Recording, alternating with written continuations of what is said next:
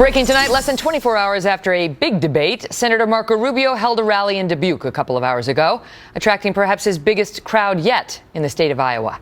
Senator Rubio got high marks for his performance in the debate, with the Daily Caller writing, quote, "Rubio wins final debate before Iowa caucuses, while Cruz flubs it."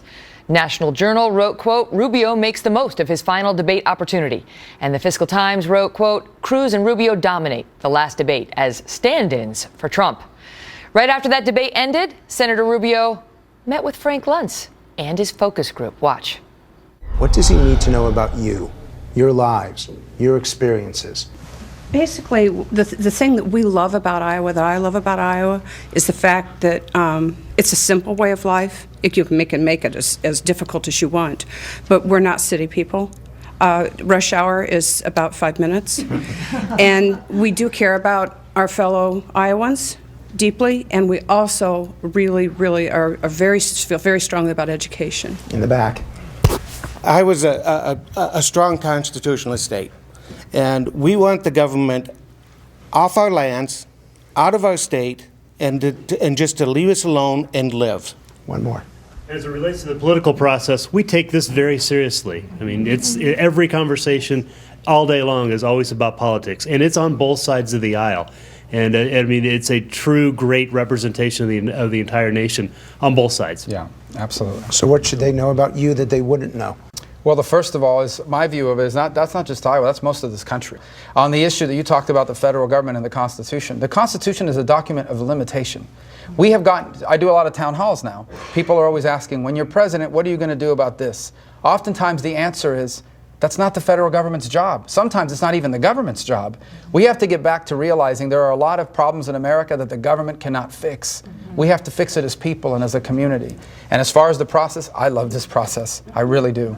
I am so impressed every day by the questions I get at these town halls. I mean, these are people who just got off of work and are asking me about detailed public policy concerns. So I know that Iowa's paying attention, and I've really enjoyed it. It's made me a better candidate. It's going to make me a better president. So watch this. How many of you walked in here supporting Marco Rubio? When you walked in here at the beginning, 3 of you. How many of you are going to walk out of here supporting Marco Rubio? Raise your hands. Look at that. That's good. It's a good debate. Maybe another 10 minutes and maybe I can get more of them. I'm looking for the ones that didn't raise their hands. Yeah. We'll wait for you outside. What is the greatest challenge facing the country today? Entitlement reform. What do you mean by that? Social Security, Medicare, Medicaid, interest on the debt, you combine them all together, they're going to eat up everything else in the budget. What's the greatest challenge? Faltering economy. And again, explain. Well, just that it hasn't rebounded the way that it should have, that the jobs that we have are not paying as well as they were in the past, and people are still struggling. Greatest challenge. Restoring our family structure. It wasn't discussed, but it's something that I think is very important because families are really the fabric of our country. So are these the role of Washington? Is this the role of the next president? The debt is most certainly is, because the debt is the federal debt. And you're right, 70% of our budget is Medicare, Medicaid, Social Security, the interest on the debt. If we don't do anything, we have a guaranteed debt crisis. On the issue of the family, that's critical. I mean, the family is the backbone of society. Government can't make stronger families. Okay, I can't pass a law that makes someone a better father, mother, husband, or wife. But we shouldn't have any policies that undermine the family. And the job's not paying enough? Absolutely. That is the fundamental issue. When Obama says we're creating all these new jobs, they do not pay enough. And one of the reasons is we got to make America the best place in the world to create the best jobs of the 21st century. But we have to make it easier for people to acquire those skills.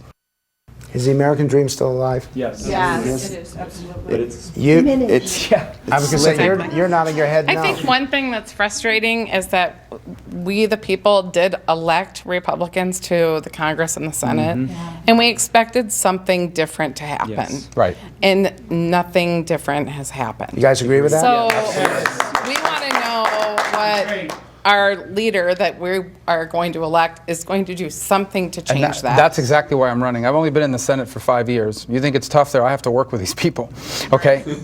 There's no urgency.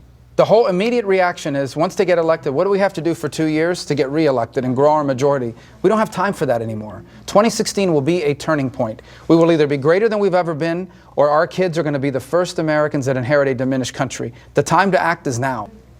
Senator Marco Rubio. Thank you. Thanks, Frank. It's fun watching the candidates with Frank's group, right? We did that with Senator Cruz and now Senator Rubio. It's just a dynamic exchange when you see them taking the questions.